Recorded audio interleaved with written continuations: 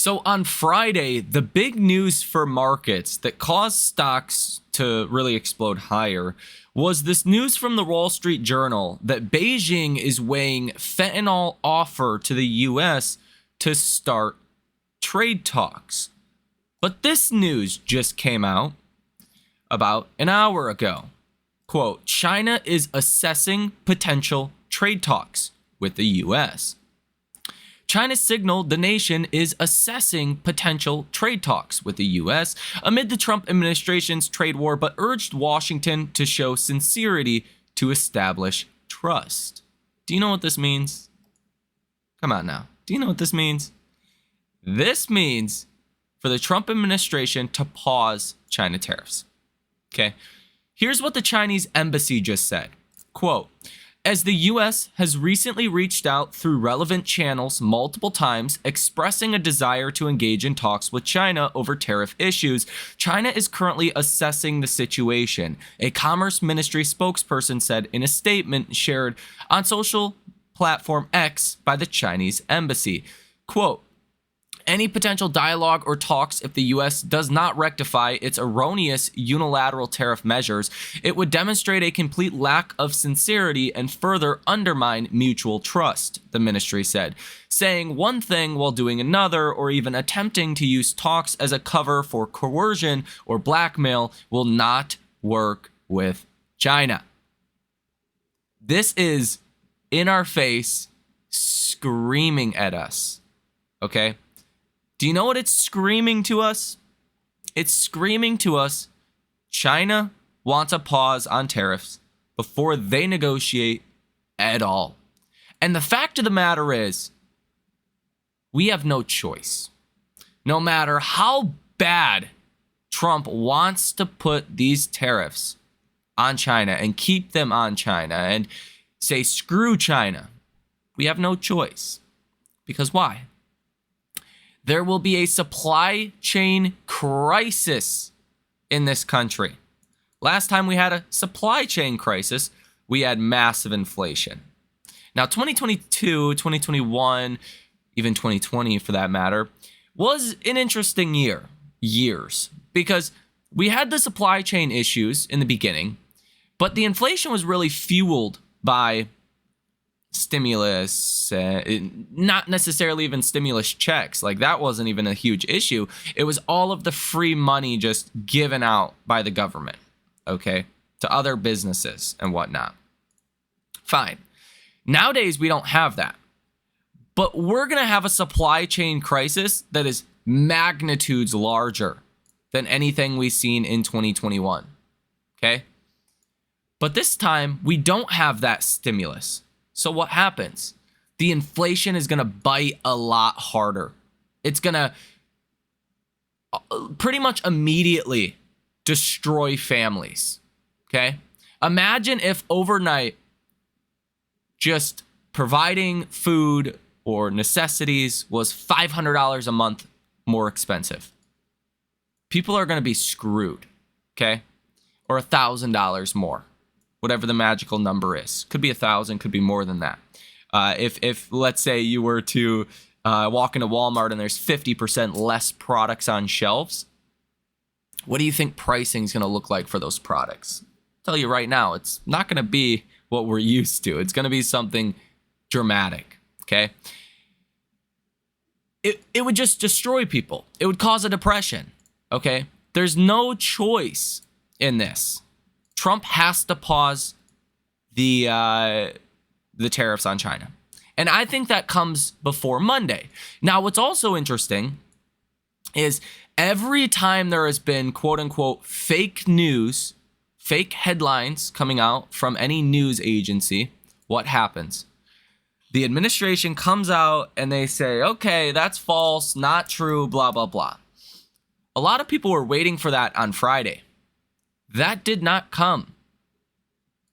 We did not get rebuttals from China nor from the US. And even China has been very quick to rebuke the negative headlines.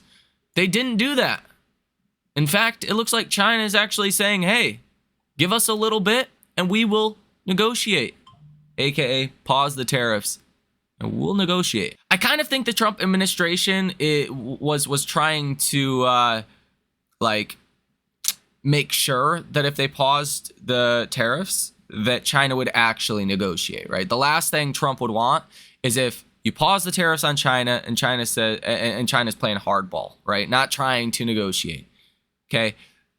It seems like China, again, with a statement that just came out about an hour ago, wants to negotiate when they see the pause on tariffs. Now, I believe partially the markets have been expecting this. I mean, you're green 9 days in a row. People are kind of itching for this trade deal or this pause on China tariffs to come out. But I think when it does come, probably, hopefully by Monday, you're going to see an explosive move higher in markets because recession odds will crumble at that point. The Fed should be able to lower rates faster because we essentially have no inflation right now. Core PCE month over month just came in at 0.0%. We have zero inflation right now. Like, Trump is correct on that. The Fed would be able to cut rates. I mean, you could see a pretty optimistic outcome to this whole trade war situation for the economy if there is not too much damage done. But you're coming down to weeks in which there could be a lot of damage done if Trump doesn't pause China tariffs within the next month or so, or if he were to do that Monday, where there could be very little damage done. Okay? So you're getting down to that moment where it has to happen. And that's why I'm optimistic we get a pause on China tariffs by Monday. If not by Monday, by the early part of this upcoming week. Keep in mind I said that last week because, I mean, again, time is running down before we will see the effects of this over the coming weeks. And I was wrong. It did not happen. Okay. So there's always a chance it does not happen. The longer it takes to actually happen, the more pressure will start to be put on markets. Hell, we've already been green 9 days in a row. Don't be surprised if Monday you're red if we don't get a pause on China tariffs. Now, Warren Buffett is having his shareholder meeting today. He says that Berkshire almost spent $10 billion recently, but he's basically joking that he wants to leave a lot of cash to his successor, which is this guy right here, Greg Abel, to be able to do something big with it.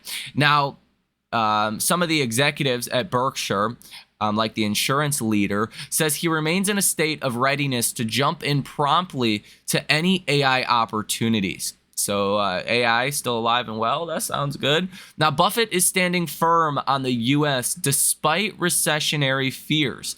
He says, I mentioned that we started out as an agricultural society. We started out as a society with high promises, and we didn't deliver on them very well, he said. We're always in the process of change. We'll always find all kinds of things to criticize in the country, but the luckiest day of my life is the day I was born because I was born in the United States. We've gone through great recessions, we've gone through world wars, we've gone through the development of an atomic bomb that we never dreamt of at the time I was born. So I would not get discouraged about the fact that it doesn't look like we've solved every problem that's coming along, he continued. If I were being born today, I would just keep negotiating in the womb until they said, you can be in the United States. We're all pretty lucky, he stressed.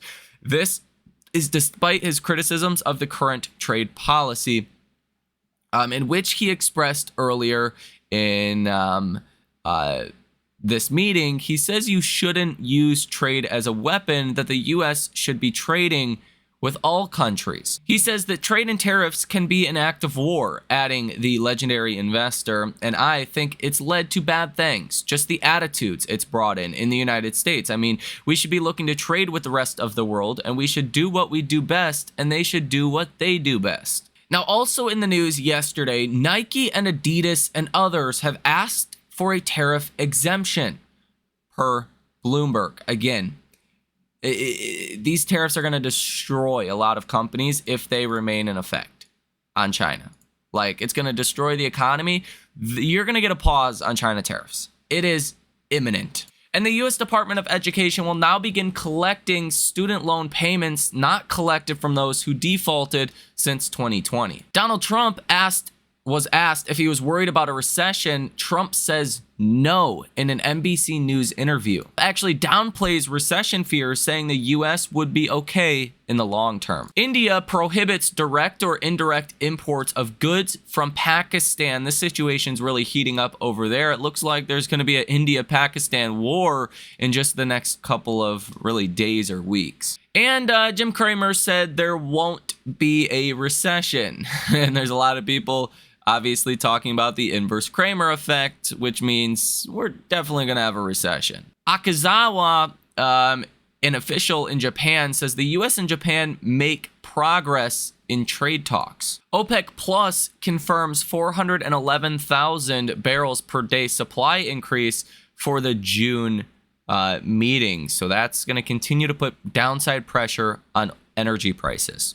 And the Kremlin says Putin's offer to Ukraine of a 3-day ceasefire to coincide with World War II commemorations was a test to assess Kyiv's readiness for peace. Kremlin says Ukraine's refusal to agree to such a ceasefire shows that the neo-Nazis, not even going to say that, lies at the foundation of Ukrainian government. And a reporter asked Scott Bessent, are you worried about investors losing confidence in the U.S.? Bessent says we're in this for the long term. Buffett says there could be things that would happen in the US that would make us want to own a lot of other currencies. The CNN Fear and Greed Index is coming in at 43 after Friday. Market momentum, extreme fear, stock price strength, extreme fear, stock price breadth, extreme greed, put and call options and fear. That's important. Put and call options are in fear. Usually when people are like bullish on a market, they're optimistic. Usually people go out and position in options. They're not. Market volatility is neutral, safe haven demand, in extreme greed. Look at that, safe haven demand in extreme greed. Junk bond demand in extreme fear. This is literally saying that people are fearful. When you look at the AI Investor Sentiment Survey, you're almost at the highest level of fear you have seen since Liberation Day.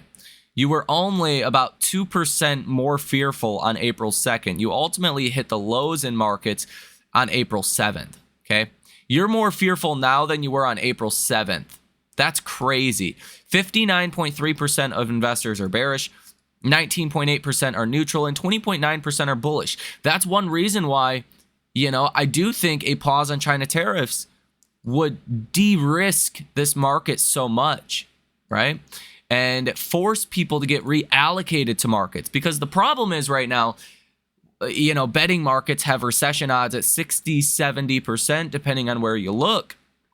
And, it's because of the China tariffs, right? It's because of these issues that we have going on that Wall Street can't be allocated as much as they would like to be in stocks. There's too much risk associated with it, okay?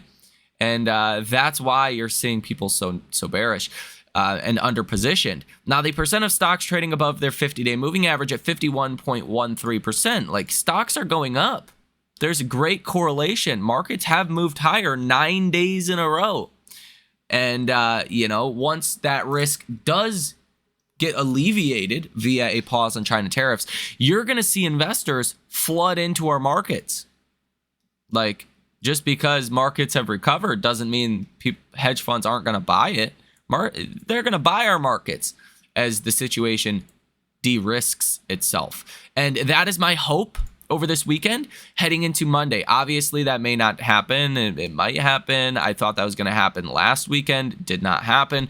But if it does happen, then I think an easy 2% or so from here is in the cards. That's going to send you to roughly your 100-day moving average at about 576 on the SPY. And then really anywhere between there and 610, 611 could be in the cards. Maybe 600 would be a more, appropriate level. Obviously, we'll have to see what happens. Let me know your thoughts on all of this down below in the comment section. Are you bullish? Are you bearish? Are you kind of, again, waiting for a de-risking moment like a pause on China tariffs? Thank you for watching. Enjoy the rest of your day, and I will see you in the next one.